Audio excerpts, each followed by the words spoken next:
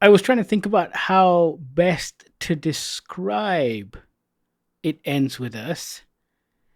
And I want to say that it is an elevated Hallmark movie, but only just slightly. Yeah, yeah. And not one of those fun Hallmark movies either. No, no, no. That said, this movie is incredibly messy because it is unsure what it wants to be. On one end, it wants to be a fun, romancy Hallmark movie, but on the other end, it also has a serious message. And the twain never quite meet because the execution is a little messy. Now, I'm not sure if there is a Baldoni cut, hashtag release the Baldoni cut, but I think watching this movie, it's very clear that there were conflicting ideas between Justin Baldoni and Blake Lively as to the kind of movie they wanted to make. Because at one point in the movie, you leaned over to me and went, "Holy shit, man, it's been 40 minutes." And it was 40 minutes into the movie, it was still a rom com. It was still fluffy. We hadn't even reached the point of drama yet. There were brief moments in a flashback, but even that was kind of softened. So I'm not sure what this movie wanted to be. Now, I've seen a lot of reactions across the internet from different people. And of course, that's cinema, right? It's subjective. Everyone comes to it with their own baggage.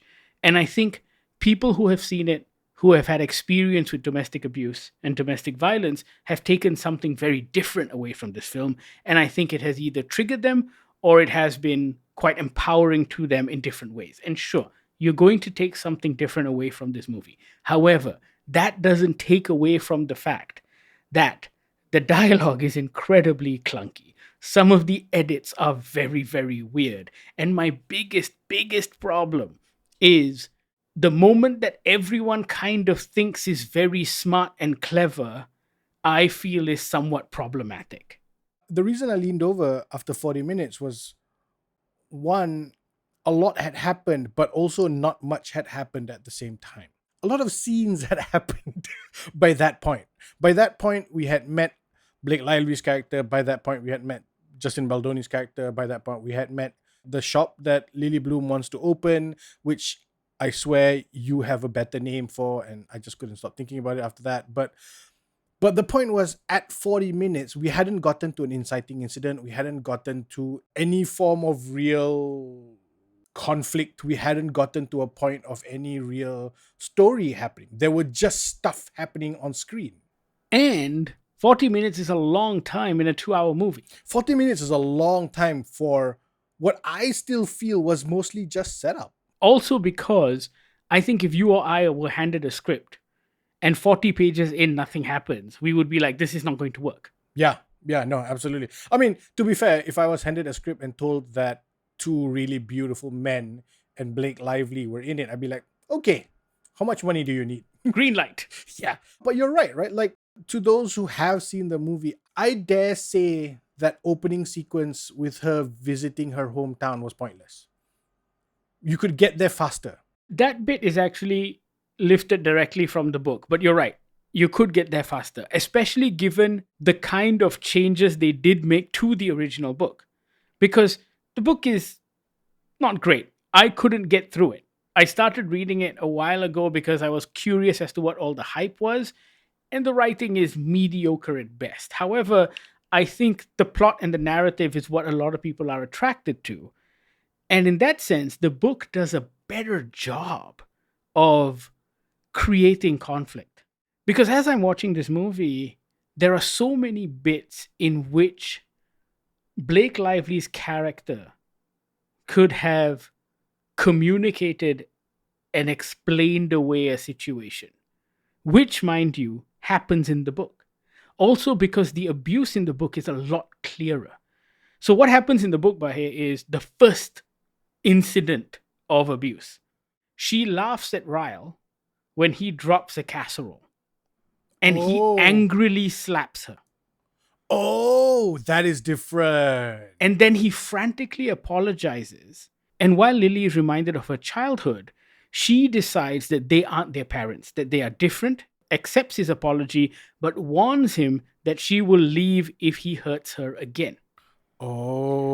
This is my Oh. problem with the movie. The Yeah. movie decides to gaslight the audience as to what is happening. Yeah. Oh, that's interesting. So as the abuse takes place in the movie, fuck it, it's a spoiler. So as this incident of potential abuse takes place in the movie, we aren't actually shown what's happening.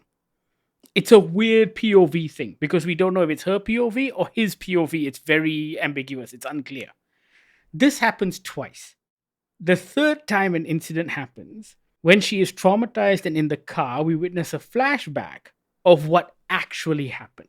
That's problematic because I think by creating that ambiguity, you can have a situation where people question her memories. When you're toying with memories of trauma, because everyone knows memories of trauma get reinterpreted in your brain. Actually, not even memories of trauma, just any memory is often reinterpreted in your brain due to time, experience, your own view of the situation. And here you have a woman who's just experienced trauma, who's slightly hysterical, and therefore, is she reinterpreting the memory of what happened? It's unclear. And I think when you're making a movie with a message like this one, you need to be very, very fucking clear to the audience as to who the abuser is and who the victim is. I also don't know why they made that change. Why choose to change up what is a very clear situation in the books to making it very ambiguous? Also, and this is just me being a movie reviewer who listens to dialogue, she specifically says at one point she is an unreliable narrator. Worst fucking line in the movie, right? Don't do that to your protagonist, Yeah. especially when you're creating this situation for her because you're reinforcing the fact that she may not be remembering things correctly. I mean, sure, it could have been a joke. She could have mentioned it in jest. That's fine. But the point is for you to then have us, the audience, have to take her word for what happened. We don't know. Because in the movie, spoiler warning, what happens is there is a very clear potential accident that happens in that first incident, right? He's trying to pull out a casserole. He's not wearing a glove. The way it is shot and the way it is cut, we don't know if he accidentally slams her face because he held a hot casserole plate or if he did it by choice, if he consciously hit her. The movie doesn't make that clear at all. We only see later on, like you said, in a flashback that he actually puts his hand on her face. And I think the problem with that is you've just established that she isn't a reliable narrator. She says it jokingly aside or whatever, right? We don't know. But also, she has also proven by this point, I think it was maybe about an hour and a bit in, she's also proven that she's not the clearest communicator either. So we don't know what is going on. I think a lot of that has to do with them wanting to soften the story just so it can appeal to a mass audience. Because I think if they had gone down the route of the book, they probably were afraid that they couldn't sell as many tickets. And trust me, it worked, right? Because this thing is topping 200 million at the US box office or the global box office. But by doing that, I think they do a disservice to the story. Now, I understand that you want to create a complex character. And Ryle Kincaid is supposed to be a complex character. An abuser doesn't have to be evil. He doesn't have to be all bad. He doesn't have to be the Dark Lord. He can be a complex character with issues. But if you are going to do that, then the movie needs to focus at least a little bit on developing that character if you want some sort of redemption arc. Here, at the end of the movie, there is a slight redemption arc, but it's all because they have a baby girl and he goes, oh, I guess I have a daughter now, so I know better. That isn't enough. It's so simple. Okay, like I will quickly say that I thought that conversation at the end was the best thing in the entire film. I agree. It was the most meaningful. It was the most in-depth. It was the most important conversation to be had. And you are correct with everything you said. However, I also feel like even if your story isn't the potential redemption of Justin Baldoni's character, and if your point of view is Blake Lively, that's okay. But you have to make it clear that we can trust Blake Lively. Or you have to make it clear that what happens to Blake Lively is what happens. We're two men talking about a film about domestic violence against women. You cannot leave it to the audience to do a whose side are you on kind of situation. Agreed. That's the problem. Because if you do, you end up with this conversation that we're having. Because it's very clear in the book. That's also the problem. It's very clear what is going on in the book. And yes, their relationship in the book is complex because they have a child together. And of course, in the book, it's slightly different. They run away and elope and get married impulsively in Vegas. And there's all of that stuff, right? Wait, sorry, run that by me one more time. Who gets married and what? Oh, so in the book, Lily and Ryle I get see. impulsively married in Vegas. And their marriage is pretty stable for a while. Right. Until he finds Atlas's phone number. Also, we'll get to Atlas. Because Atlas isn't really a character in this movie. He is a knight in shining armor, but not quite. Like, even in the book, there isn't this giant outburst that comes out of nowhere and a fight in the restaurant. In the book, Atlas suspects something is happening and gives Lily his number. And I think that works better than this pseudo-dramatic showdown in a restaurant. Because when that explosion happens in this movie, it really feels sudden and unearned. Yet again, because this movie feels very long and very short at the same time. That was a great observation by our intern, Suan, who saw that. I cannot not think about it anymore now. I can't agree with it more, right? Because there are moments which feel so long and so draggy where nothing happens and you think you're watching a Hallmark movie. And then there are other moments that are just explosive and happen so quickly without any warning and feel completely unearned. And for me, it's that second bit that you just said. Coming completely out of left field and without warning, that's fine. That's great storytelling. However, you have to earn those moments. You cannot just blow it up, right? Because half the time, this movie is just a weird little romp in Boston. Like, I didn't even know they were in Boston until halfway through the film. There are also other bits that are reappropriated for this film, but feel weird. So, for example, in the book, Ryle confesses to Lily about his brother. Okay. And how, as a child, he accidentally shot and killed his brother Emerson. And that is what is causing these bouts of uncontrollable rage within him. Okay. Lily forgives him because of that. Right.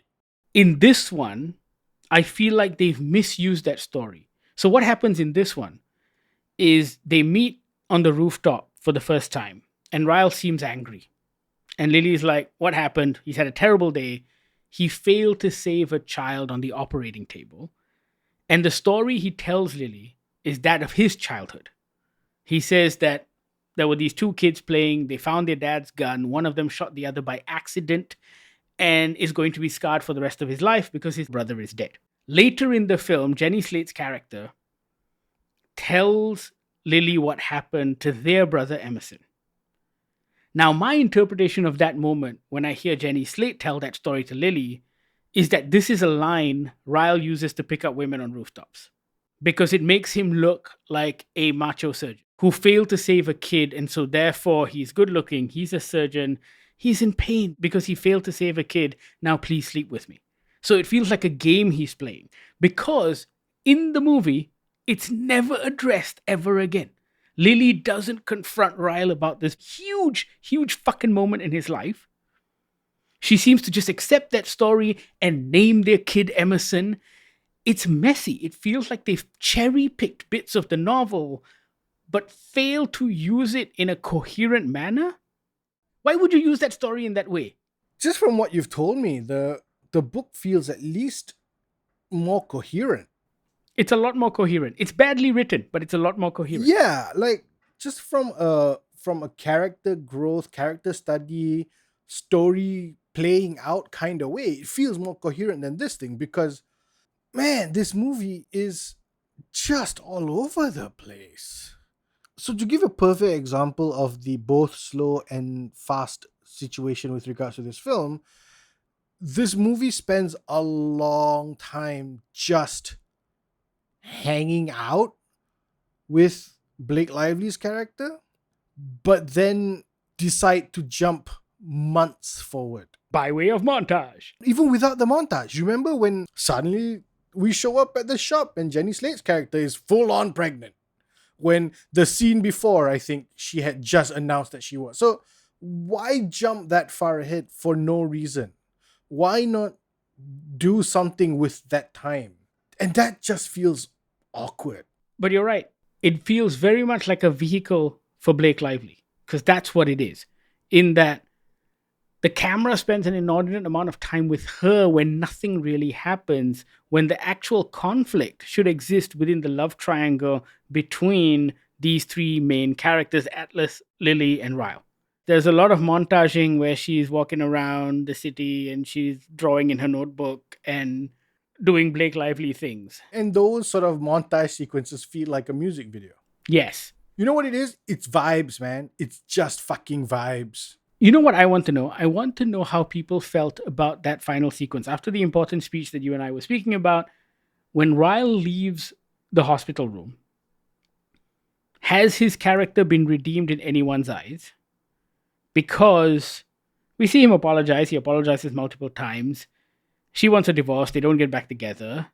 But has his character been redeemed? Because we don't know if he's abused other people. He says he's never been in a relationship, so he's only had these series of one-night stands.